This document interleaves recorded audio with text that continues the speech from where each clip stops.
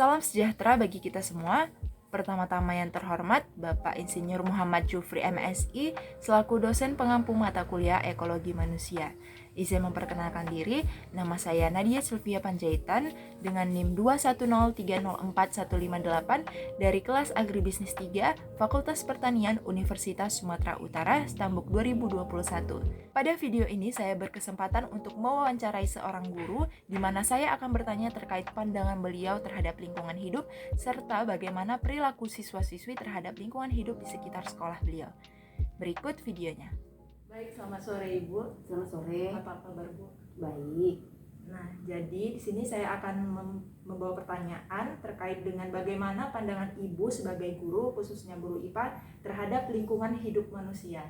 Nah, untuk pertanyaan yang pertama, boleh dijelaskan sekilas terlebih dahulu Bu, apa itu lingkungan hidup, serta bagaimana perilaku manusia terhadap lingkungan hidup. Oke. Lingkungan hidup itu adalah lingkungan tempat kita tinggal.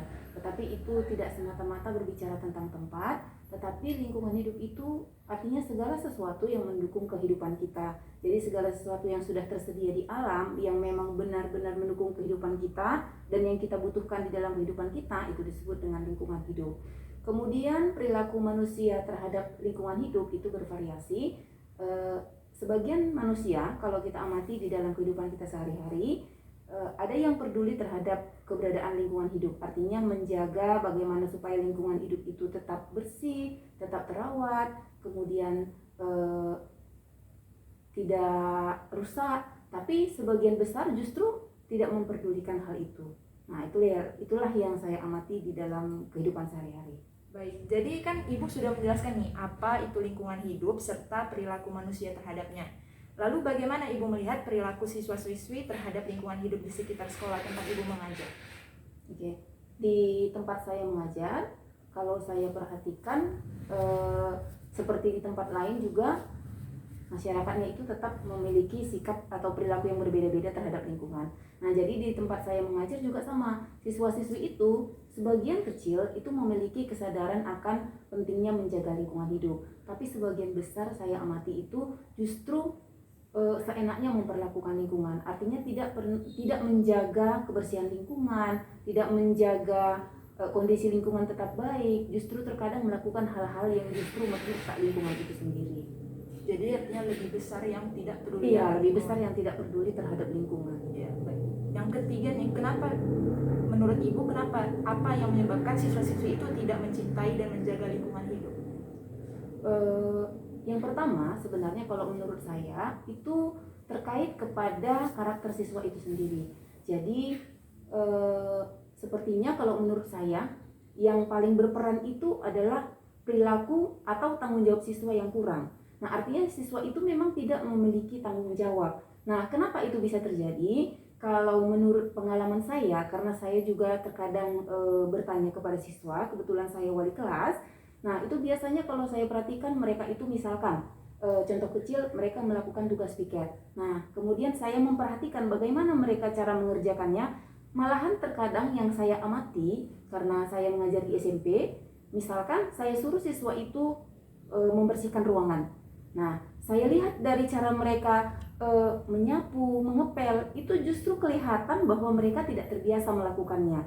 Nah, kenapa seperti itu? Setelah saya telusuri, ternyata di rumah mereka sendiri, mereka juga tidak melakukannya. Artinya orang tua mereka tidak memberikan tanggung jawab itu kepada mereka. Nah, mungkin kedengarannya sepele, tapi sebenarnya pendidikan keluarga itu justru itu yang utama untuk menanamkan perilaku-perilaku positif kepada anak. Nah, jadi itulah sebabnya kenapa saya secara pribadi terkait dengan perilaku siswa, perilaku anak, saya lebih percaya kepada pendidikan keluarga daripada pendidikan sekolah. Itu tentang perilaku ya. Berbeda lagi kalau misalkan ilmu pengetahuannya.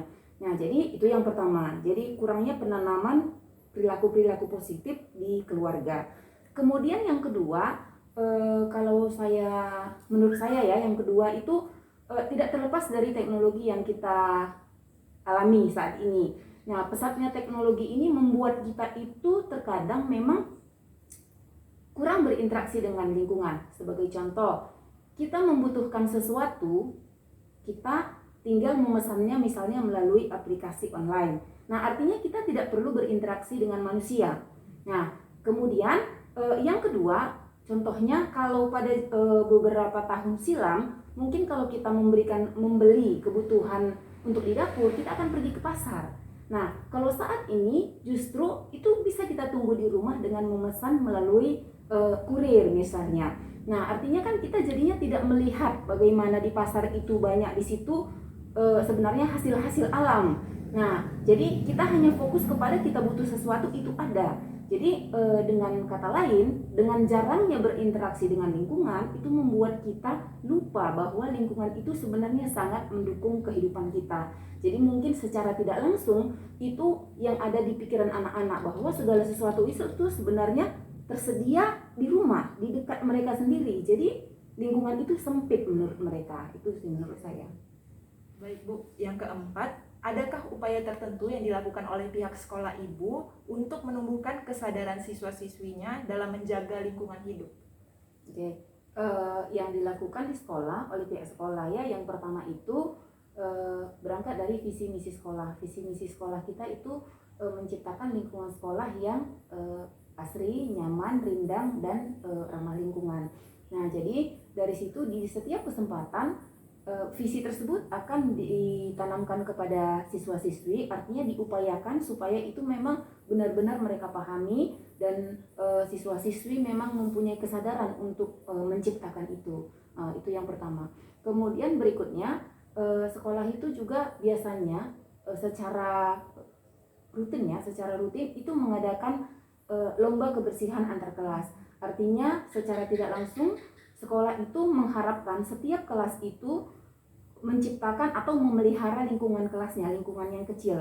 Nah, lingkungan kelasnya masing-masing supaya itu tetap terjaga, mulai dari kebersihannya, kemudian tumbuh-tumbuhan yang ada di sekitar kelas mereka, misalkan menanam bunga, kemudian bagaimana mereka menghemat energi seperti air dan listrik di kelasnya. Nah, itu dipantau dan kemudian itu akan dinilai dan itu diadakan secara rutin. Jadi menurut saya itu cukup bagus juga, sehingga walaupun tidak seluruhnya, setidaknya sebagian besar siswa itu akan mengambil bagian di dalam hal itu. Baik Bu. Yang untuk terakhir ini, dari Ibu sendiri sebagai tenaga pendidik Bu, bagaimana Ibu menyikapi tindakan siswa-siswi yang tidak mau menjaga lingkungan? Contoh misalnya mereka membuang sampahnya sembarangan, kayak tadi mereka nggak mau mengikuti kegiatan piket kelas ataupun sebagainya. Bagaimana Ibu menyikapinya? Oke.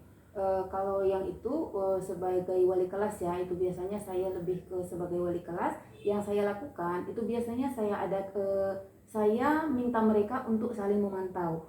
Nah, jadi di dalam kelas itu seluruh siswa itu saling memperhatikan sepanjang mereka ada di sekolah.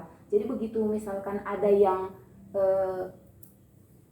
terlihat temannya membuang sampah sembarangan, itu saya minta mereka itu tuliskan. Nah, kemudian itu secara rutin di akhir bulan itu akan dihitung, kemudian nanti akan diberikan sanksi berupa denda. Itu untuk di kelas. Kemudian ya kalau di luar, misalnya kalau saya melihat siswa membuang sampah sembarangan, ya saya panggil siswanya, saya suruh angkat sambil saya berikan pengerahan singkat. Nah, bahwa lingkungan itu penting dijaga kebersihannya dan hal seperti itu tidak boleh diulangi lagi, seperti itu.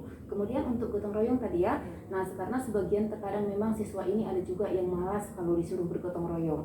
Nah, kalau seperti itu karena memang siswa SMP itu sedang berada pada masa puber, nah jadi terkadang tidak boleh dikerasin juga. Kalau saya pribadi yang saya lakukan, saya arahkan mereka, kemudian saya bimbing, kemudian saya dampingi mereka untuk bergotong royong. Dan sebenarnya nggak jarang juga saya harus bujuk mereka, karena kalau diberikan perintah yang tegas, begitu kita tinggalkan sebentar, mereka akan beralih, mereka berhenti bekerja. Jadi tetap harus dibujuk, diberikan pengertian dan didampingi sehingga mereka dapat melakukannya dan supaya itu bisa terjadi secara rutin dan menjadi kebiasaan mereka. Demikian. Baik Bu, jadi itu aja pertanyaannya. Terima kasih untuk jawaban-jawaban yang sangat-sangat insightful buat semua orang yang menonton video ini.